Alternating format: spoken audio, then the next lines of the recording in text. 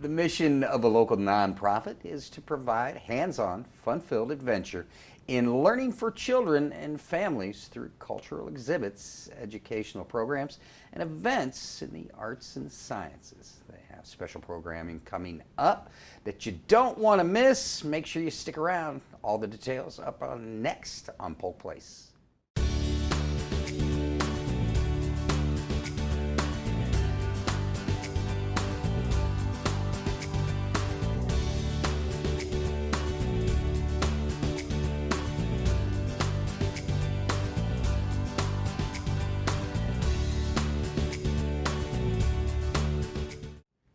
Welcome to Polk Place. I'm your host, Brian Lacey, and joining me in studio with a new look, but same wonderful information, Carrie Falwell. Explorations for 5, how you doing? We're okay. Okay? Yeah, we're okay. Where you been?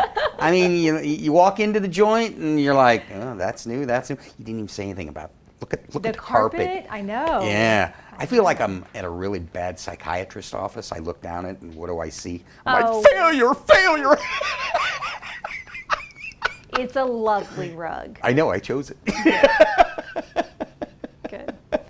So, wow, it's been what, since March? Maybe February? Yeah, I think February, because Yeah. we cancel a lot of March taping. Yep. Yeah. So here's the big question. Yeah. I hate asking this question, but how did this affect you guys, the COVID-19 pandemic? What has it done? What are you doing? And so let's start with what has it done? Don't feel bad asking that question. I think it's a great question, and everybody deserves to know. So we closed with Polk County Public Schools in the second week of March. And that's our policy for weather-related, a hurricane, we follow the direction of the school district. And about 3 days after we closed, we got a call from DCF, the Department of Children and Families, saying that there was a critical shortage of quality care facilities for children, specifically for children of essential workers, that they were looking at the employees at that time at Lakeland Regional Hospital and making sure that there were quality facilities in the radius. We are partners with DCF. We have a very well-run, high-quality summer camp program. And so we said, sure, absolutely, we want to help any way we can. So our educators were completely on board. We very quickly got up to speed on cleaning and enhanced procedures that we needed to do to keep everybody safe. And so for 6 months, we provided critical care to children of essential workers while we were closed to the general public. That was a stark change in our operating policy, but what it did enable us to do is use the social dramatic play and the hands-on learning that we do every day in the exhibits with children who are experiencing abnormally high levels of stress and anxiety because of the nature of their parents' work. So we weren't able to, we didn't just help families at Lakeland Regional, we also had children of first responders for the city of Lakeland, some other essential jobs, and we were thrilled. We became a little family, and we're really, really pleased we were able to do that. Then on September 1st, we opened back to the general public. So we had kids in the building, with the exception of a week, when we were closed and then learning how to operate and under these specific conditions. But we essentially had children in the building the whole time. One thing that I do want to share a story with you that's really, really important is we intentionally listened to how the children were playing. So if you hear any educator, especially in the early years, we say all the time, kids learn through play, kids learn through play. It's a mantra. And parents go, oh yeah, I know. But this is a really concrete example of how that happens. So we have kids in the building and they're in the exhibits. And normally someone dresses up as the firefighter and someone dresses as a Publix worker, and they have to create some kind of conflict to overcome. there's going to be a robber that's going to go rob Publix, and then the sheriff has to go over and save them. And they do this intentionally to make sense of the world around them, right? They're constantly trying to figure out these boundaries between good and evil, and it's just play and it's fun. What happened over the last 6 months is that villain was COVID. So they were saying, everybody barricade in Publix, we have to protect ourselves from the coronavirus. And that's when we knew, that was our educator's cue, the schedule was out the window. It didn't matter if lunch was coming up, it didn't matter if they had an activity that they needed to do. Everything was going to stop, and they had to finish the storyline. It's like stopping a therapy session in the middle, right before your breakthrough, and going, well, time's up, right? we can't do that. They had to finish the storyline. Yeah. And when they did, you know, the kids were always victorious, and they saved the city, and they saved the Publix from coronavirus. And who's going to save Publix from the children, though? Cause we can't. I get the feeling there's going to be a lot of chocolate missing. Yeah. So it was really, that was their way of making sense of these feelings. That was their way of self-regulating anxiety and fear, you know, possibly early signs of depression from the self-isolation, and knowing that their parents were going to work, but no one else was. So that was such a special type of help we were able to provide these children. And in a time when not all support services are available, the fact that they were able to overcome and make sense of and regulate those emotions because they were in the facility really gave us hope. So talking about, and I hate these two words, new norm, where has that taken you? Obviously, with your cleaning policies, everything along that lines, and given the fact you're in the kid business, that's a lot of cleaning. It's a lot of cleaning, yeah. So the good news is we had some really wonderful information from infectious disease experts and doctors and DCF. And we were able to come up with a cleaning regimen that is consistent and our staff are really used to now. So we practiced it for a week before we opened up for care. We enacted it the whole 6 months we were providing care to children, and then we scaled it up when we opened to the general public. So what does that mean? We installed a portable sink in the lobby. So when you walk in, grown-ups, we were following the Lakeland mask ordinance, so anyone over the age of 8 needs to wear a mask. You come in, you wash your hands, soap and water. Just in case you're wondering, soap, water, a paper towel, so you can take all of those germs off your hands and throw it away. You don't necessarily... I dig what you just... It's really important, right? That paper towel is going to soak up any of those germs on there that are left, and you're going to throw it away, right? So you're going to walk in, if it's appropriate for you to have face covering, and wash your hands.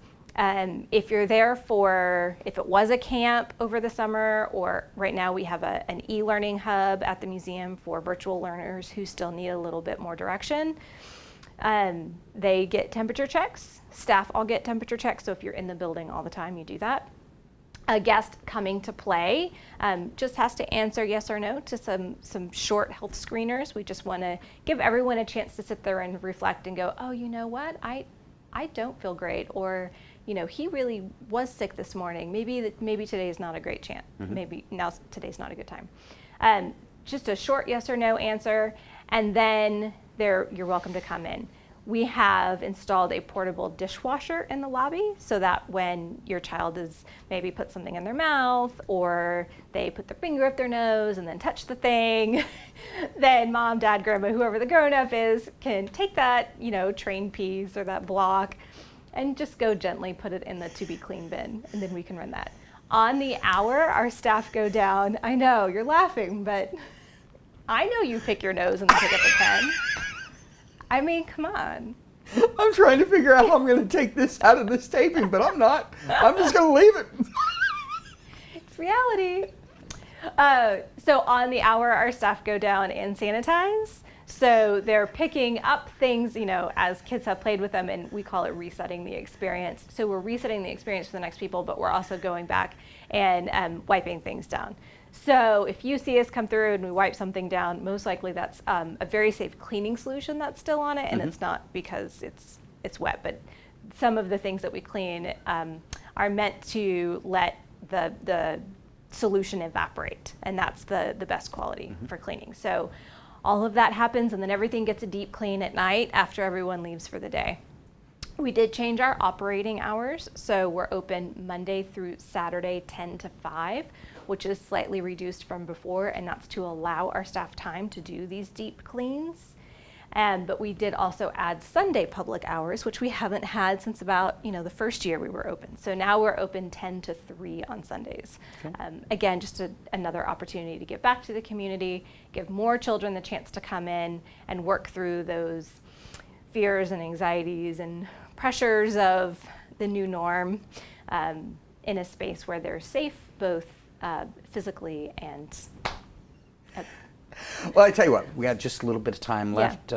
Reassure the parents, those that will be visiting you, that all steps are being taken to ensure their safety. Yeah, absolutely. So we are doing everything in our power and then some to keep kids and families safe. We're doing it under the direction of experts, and we're constantly checking ourselves and then going back and rechecking. We could have opened before September 1st, and we didn't, because we wanted to make sure that the building had time to air out, that we knew that we were making the right decision, that we were helping people stay at home if that's what they needed to do. So caution is our number one goal, but we also opened under a mantra, and you see it now on our branding, and there's a whole I think it's a 26-page document around safety and kindness. So every decision we made was around, is it safe and is it kind? And if someone is not comfortable with the measure we're taking for safety, then how can we approach that with kindness, and how can we encourage other people to be kind to their neighbor because of the decisions that they're making? So we're trying our best to share that message with families and with children, because ultimately the kids are learning from us how to react to these difficult situations. So I think it's really important that grown-ups know that little eyes are on us. Well, thanks for coming in. Yeah. Next time you come back, can we talk about the new place? Talk about some new things you guys got going on? I'd love to. Fundraisers, something? I'd love to. Well, come back and see me again real soon, will you please? Yes. All right. Explorations 5 was founded on the premise that children, like adults, use all 5 senses to explore and learn about the world around them. Explorations 5 Children's Museum provides 3 floors of kid-powered, hands-on exhibits and mind-stretching programs in the arts and sciences to celebrate the 5 senses.